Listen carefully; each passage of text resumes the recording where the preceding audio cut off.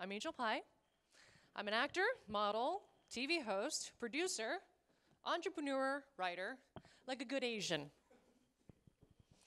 So in today's society, we have this amazing movement, this see the light and everything, the positive, the being woke, right?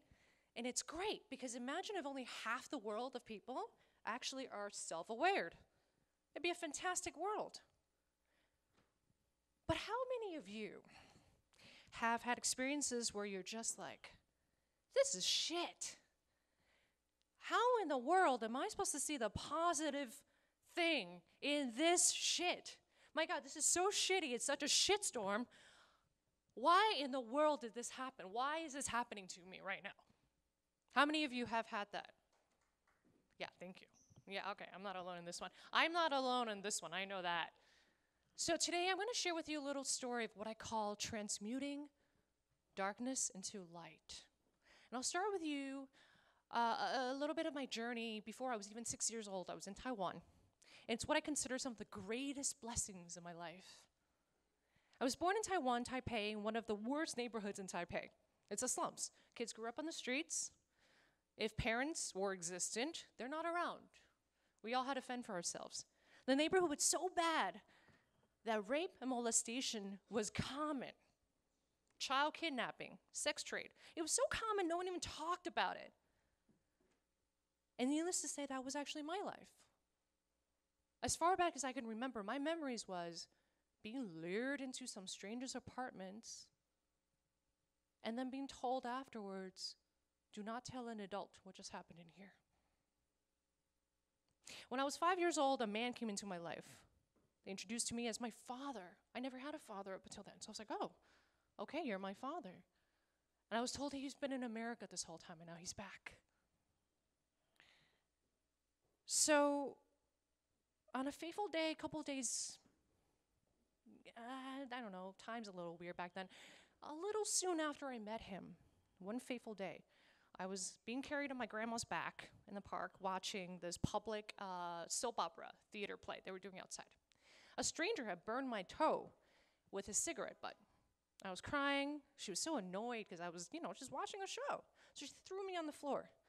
And that happened to me the day my dad came to see me. And he saw me on the floor with a burnt mark and lashes on my body. See, these lashes were from my grandma because she used whatever was in her hand. That was her weapon that day. Whenever she saw me and she had a bad day, which is every day, that's the thing she used as a weapon. Cooking, spatula, metal, everything, anything. So there were these lashes on my body. And my father had the clarity to go to my mom and say, if we don't get her out of here, she's going to die. So within a month, I was informed of my own upcoming kidnapping. I was an accomplice to that. I was told by my mother that on a certain day, when you get out of preschool, you're going to pack a book bag like any other normal day. You're going to act normal. You're going to get in that stranger's car. And we're going to get out of here, away from this place, somewhere you're going to be safe. And you're going to leave everything you know behind. You're going to get away from grandma. You're going to be safe. And 3 of us did escape. We went to this different part of Taiwan. And there, I thought I was safe. And that was my mom. And I have a father. See, on that fateful day, what my dad didn't realize was that my mom had become bipolar and suicidal because of my grandma's abuse. So on that fateful day, my father saved 2 lives. He didn't even know it. So now we're in Taichung. Oh my God, I'm safe. I'm away. Away from all the things that hurt me. And it was in Taichung where I was raped by someone who is a distant relative of the family. So we're just going to call him Joe. It was a family gathering. Parents were downstairs. Joe and I were upstairs. I was about 5. I knew what was going on was wrong. He was hurting me. I told him to stop. He told me, shh, this is normal. It's supposed to happen. Don't tell anyone. So I didn't. Parents were downstairs. Shortly after that, we came to America. My whole family came to America. My parents had told me, hey, We're leaving everything behind. You're not to pack anything. We're going to be away from everything that you know, but you're going to be safe. We're going to a place you're going to love because it's called children's heaven. It's called America. And oh my God, were they right, because America really is children's heaven. My God, you just hear the story I just told you? This is children's heaven. So we showed up here, and it was here in New York City, where we all immigrated to, that I did everything I could to be the best Asian daughter. You see, I won every freaking award there could be. I had the Presidential's Award, president of every class. I was a multi-winning exhibited artist. I even had a freaking painting in the MoMA.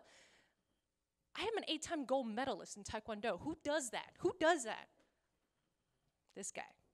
Because what I did was that I put all my energy on being the best daughter I could be, because I had to shut out that pain. I couldn't be present.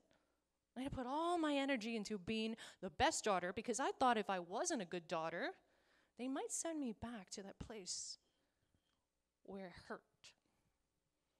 So, naturally, and I'm sure a lot of us can relate to this, I became that good Asian kid. And I accomplished everything I possibly could. But I shut off my mouth and my soul. Fast forward college. Things are great because I graduated college early. I'm about to graduate. 3 college degrees in 3.5 years. Yeah, Asian, right? It's fantastic. I'm excited. And I get a phone call. There's my parents. And they said, Joe has committed suicide. I went through a full visceral range of every possible human emotion in that moment. I felt shock, anger, betrayal, sorrow, release, pity, peace. You see, I had trained my whole life to become a fighter, a martial artist. 8 gold medals, that comes with work, okay? Because I want to be strong and protect those that couldn't protect themselves. And I had rehearsed everything I would say to him when I finally confronted him as an adult. But I actually did see him as an adult. I was 17. They sent me back. And I had to see him. And there was a moment where I'm like, oh my God, I'm about to say everything. Parents are gone. I'm about to say everything. And I screamed. I screamed and I cried. All the screams I never made when I was 5, all the tears I did silence alone in the bed, thinking I was waking up in hell because I was a bad child. I thought it was all my fault. But actually, I did that all inside. I never made a single sound. I was frozen in fear. And then the moments passed. And he looked at me, looking at me like, do you remember what happened? Of course, I remember what happened. But all this happened just with our eyes. And then the moments passed because my parents are now back. So clearly I wasn't ready, right? So that night when I got the phone call, I was enraged because I didn't confront him. I missed my opportunity. And then I broke down and I was crying and I just went into shock. All that emotion that I trapped inside me my whole life, I never released, and it all came out. And then I felt sorrow.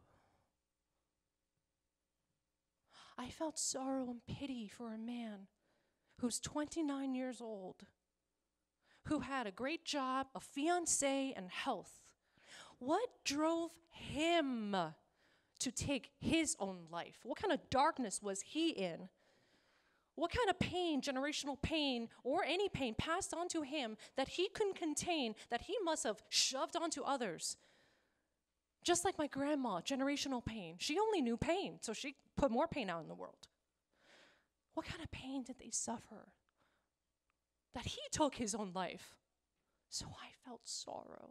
And in that moment in time, I knew I passed the greatest test of my life.